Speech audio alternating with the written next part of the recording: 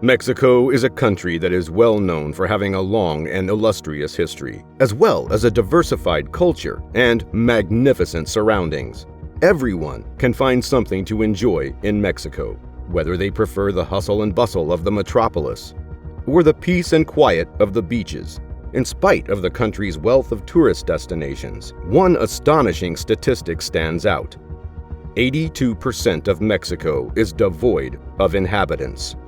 This statistic may come across as puzzling, especially when considering the fact that the country in question has a population of more than 130 million people. How is it possible that such a significant proportion of Mexico's territory is completely devoid of people? In this video, we'll investigate the factors that led to this situation and get to the bottom of the question of why 82% of Mexico is devoid of inhabitants. It is essential to think about the topography of Mexico if one wishes to comprehend why such a large portion of the country is devoid of inhabitants. There are deserts in the northern part of Mexico and tropical forests in the southern part of the country. Mexico is a country with a diversified topography. Additionally, there are a lot of mountain ranges and plateaus in this country, both of which can make it difficult to settle in particular regions. Because many of these areas are simply located in places that are too inaccessible or mountainous to accommodate significant people, they have remained deserted.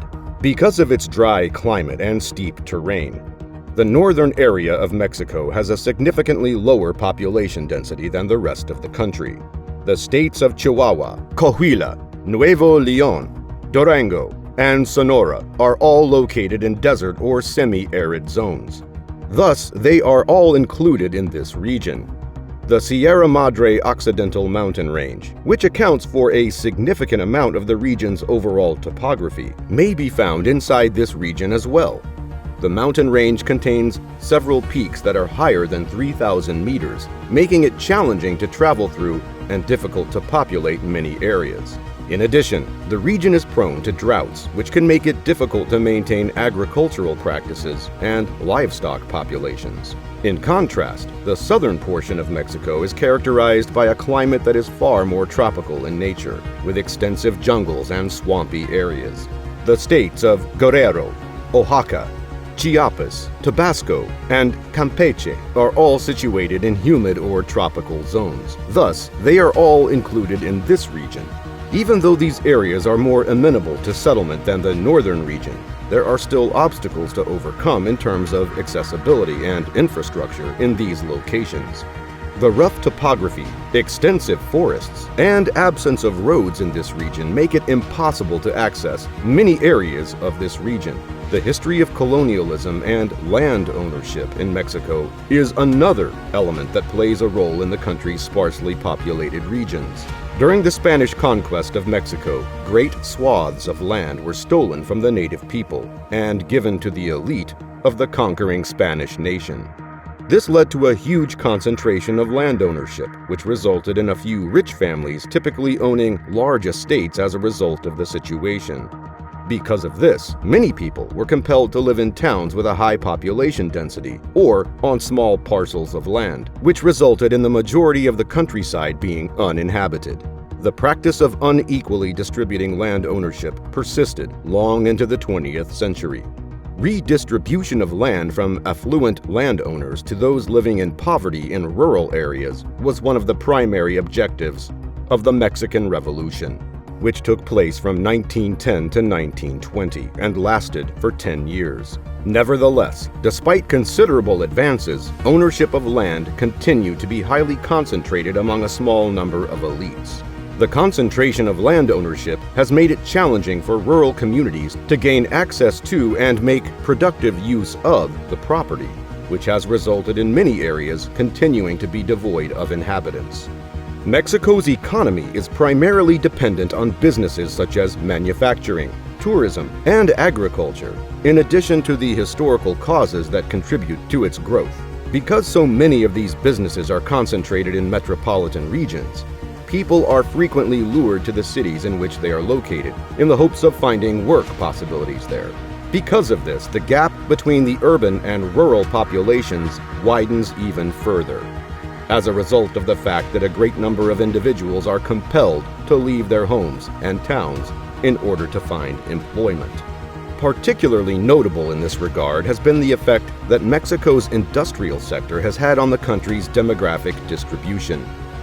In the last few decades, a great number of multinational corporations have established production facilities in Mexico in order to take advantage of the country's inexpensive labor and its close proximity to the United States. Because the vast majority of these factories can be found in metropolitan regions, this has resulted in a considerable migration of individuals from more rural areas to urban areas in pursuit of employment opportunities. Because of this, many rural communities have seen their populations decline, which has resulted in a lack of investment in the area's infrastructure and services. In a similar vein, tourism is another industry that predominantly operates in urban and coastal locations, leaving many inland regions devoid of human habitation. Tourism can have positive economic effects on the towns it visits, but it also has some undesirable side effects. Tourism can, in many circumstances, lead to the overdevelopment of coastal areas, which can result in environmental degradation and pose a threat to the ecosystems that are found locally. Additionally, rather than being divided equitably among the various communities in the area, the cash that is earned by tourism is frequently accumulated by a small number of affluent individuals. Last but not least, agriculture is yet another industry that has played a considerable part in the population dispersion that occurred in Mexico.